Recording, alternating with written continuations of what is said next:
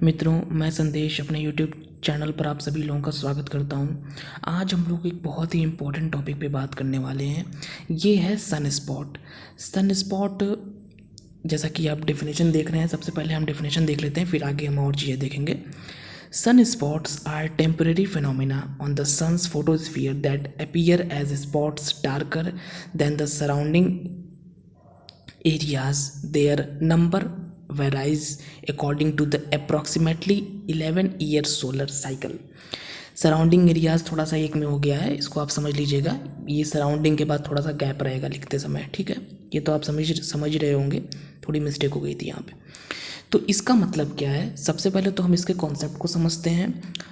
सन spot, सौर कलंक जो होता है, सौर कलंक बेसिकली जो सन का फोटोस्फीयर है, फोटोस्फीयर वो लेयर होती है, आप जानते होंगे, जहाँ से जो इंसोलेशन आता है वो फोटोस्फीयर से ही आता है, ठीक है। वो बिल्कुल सन की बाहरी वाली लेयर होती है, और जो एनर्जी हमें मिलती है उसे हम लोग फोटोन बोलते हैं, और उस लेयर को हम फोटोस्फीयर बोलते हैं।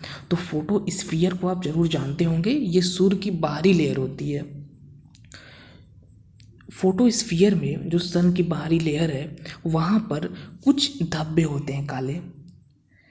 वो जो काले काले धब्बे हैं, यही बेसिकली होते हैं सौर कलंक, जैसा कि आप इमेजेस में देख भी रहे होंगे।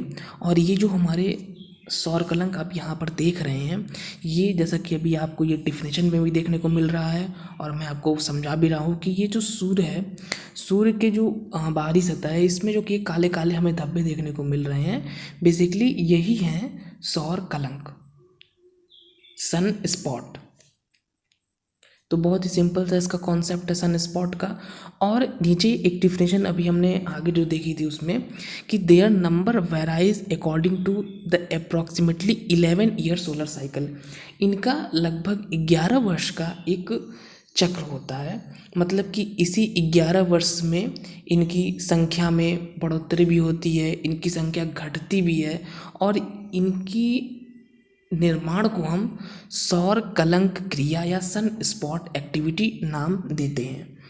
तो ये इनका एक 11 वर्ष का साइकिल होता है। ये पूछा जाता है अक्सर, इसीलिए मैंने इसको शामिल किया कि इनका जो चक्र होता है वो 11 साल का होता है, और इसी में इनकी निर्माण होगा, इनका साइज में डिफरेंस आता रहता है, और एक समय बाद ये ख़त्म भी हो जाते हैं। ये सन स्पॉट्स बहुत ही ज़्यादा एक इम्पॉर्टेंट हैं जब हम इंसोलेशन की बात करते हैं।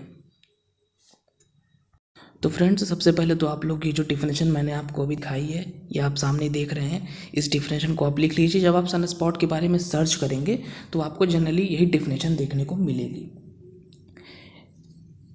और आप, मुझे उम्मीद है कि इसका कॉन्सेप्ट आप समझ ही गए होंगे। और ऐसा माना जाता है कि सन स्पॉट्स जो हैं हमारे, इनकी जब मात्रा बढ़ती है, जैसे सिंपल सी बात है, सूर्य में जब इस प्रकार के जो हमारे धब्बे हैं, इनकी संख्या बढ़ जाएगी, तो जो हमें इंसोलेशन सूर्य से मिल रहा है उसकी मात्रा भी बढ़ जाती है, ऐसा माना जाता है। हालांकि अभी भी इस क्षेत्र में रिसर्च जारी है, अभी और भी जानकारियाँ निरंतर इसके बारे में हमें मिलती जा रही हैं।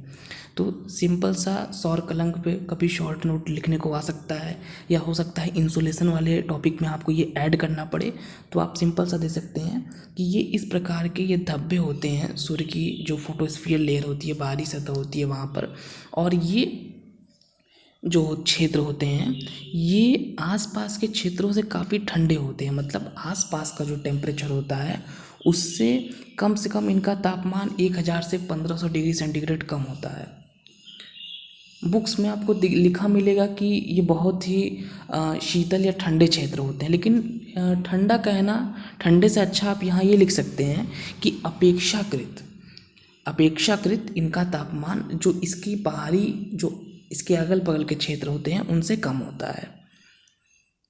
तो ये बहुत ही सिंपल सा टॉपिक है। अब आइए, मैं कुछ चीज़ें आपके लिए हिंदी में भी लिखा हुआ हूँ, आइए अब हिंदी वाले मैटर को हम देख लेते हैं थोड़ा।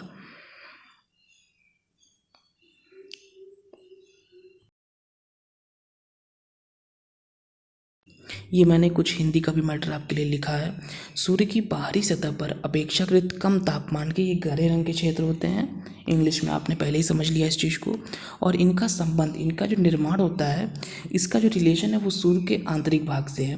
ज़्यादा डिटेल में हमें इसके निर्माण को नहीं समझना है, लेकिन फिर भी हम इतना अपने कॉन्सेप्ट को क्लियर करने के लिए समझ सकते हैं कि सन के अंदर, सूर्य के अंदर विस्फोट इत्यादि होते हैं, और उसी के कारण जो है कुछ एरिया जो होता है वो बीच बीच में फोटोस्फीयर में उसका टेम्परेचर कम हो जाता है, वो गहरे रंग के धब्बे के रूप में हो जाता है। तो वही होता है हमारा सन स्पॉट। अम्बरा और प्रेनम्बरा, ये दो चीज़ें क्या होती हैं? अम्बरा और प्रेनम्बरा जो होता है, ये जो आप इस यहाँ पर सन स्पॉट देख रहे हैं इस इमेज में, इसमें जो बिल्कुल डार्क एरिया है वो तो है आपका अम्बरा, ठीक है। और उसके किनारे किनारे का जो थोड़ा आपको हल्के रंग का एरिया नज़र आ रहा है, दैट इज़ कॉल्ड प्रेनम्बरा। तो जब भी सन स्पॉट के बारे में आप लिखेंगे तो अम्बरा और प्रेनम्बरा के बारे में आपको पता होना बहुत ज़रूरी है। और Galileo di Vincenzo Bonaiuti de Galilei, ये इनका पूरा नाम है, जिन्हें आप गैलीलियो गैलीलेई के नाम से भी जानते हैं, एक महान एस्ट्रोनॉमर। ऐसा माना जाता है कि संभवतः इन्होंने ही सबसे पहले इसके बारे में अध्ययन किया था, इसके बारे में बताया था। बुक्स में जब आप पढ़ेंगे, नेट पर सर्च करेंगे तो और भी विद्वानों के नाम आपको मिल जाएंगे, लेकिन गैलीलियो गैलीलेई को माना जाता है कि जो रिकॉर्डेड है, जिनके बारे में हम बता सकते हैं। पहले तो बहुत लोगों ने स्टडी की रही होगी, पुराने विद्वानों ने, लेकिन जहाँ से सही माना जाता है कि इन्होंने ही इसके बारे में सबसे पहले इसकी पहचान की थी, इसके बारे में बताया था, सन स्पॉट के बारे में।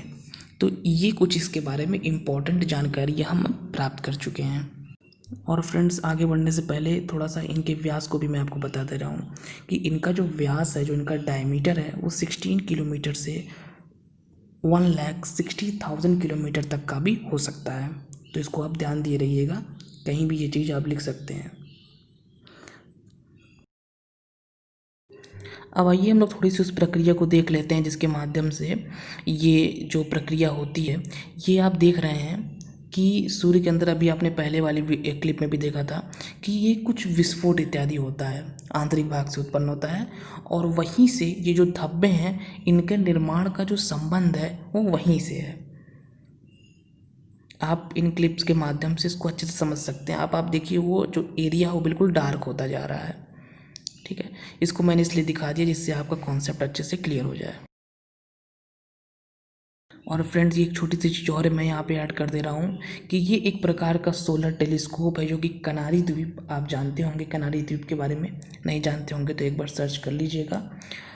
बहुत ही इम्पोर्टेंट आइलैंड है, वहाँ पर ये स्थापित किया गया। ये एक प्रकार का सोलर टेलीस्कोप है, और ऐसे ही जो हमारे सोलर टेलीस्कोप्स होते हैं, इनके माध्यम से ये जो सन स्पॉट्स इत्यादि हैं, इनके बारे में हम जानकारी प्राप्त करते हैं, इनको देखते हैं, क्योंकि नॉर्मल तो इन्हें हम देख नहीं सकते। तो ये इन्हीं सारे कार्यों के लिए इनका हम यूज़ करते हैं। तो फ्रेंड्स, फ़िलहाल इस छोटे से अध्याय में इतना ही। वीडियो अगर आपको अच्छा लगा हो तो वीडियो को लाइक करें, शेयर करें। मुझे उम्मीद है कि ये 15 मिनट्स वाली सीरीज़ आपको अच्छी लग रही होगी। छोटे छोटे वीडियोस में आपको इम्पोर्टेंट इन्फॉर्मेशन मिलेंगी। जब भी आप कभी खाली रहेंगे तो आप छोटी सी वीडियो देखने में बिल्कुल भी टाइम नहीं लगता है, तो आप आसानी से इनको देख सकते हैं और इम्पॉर्टेंट इन्फॉर्मेशन प्राप्त कर सकते हैं। फ्रेंड्स, इन वीडियोस में मैं बहुत ज़्यादा डिटेलिंग नहीं करता हूँ, वो मैं जानबूझ के नहीं करता हूँ, क्योंकि इनको मुझे सीमित ही रखना है। बस ये सारे के सारे जो टॉपिक्स हैं, इनमें जो कुछ थोड़े बहुत मेन कॉन्सेप्ट्स हैं, उन्हीं को बस हमें क्लियर करना है।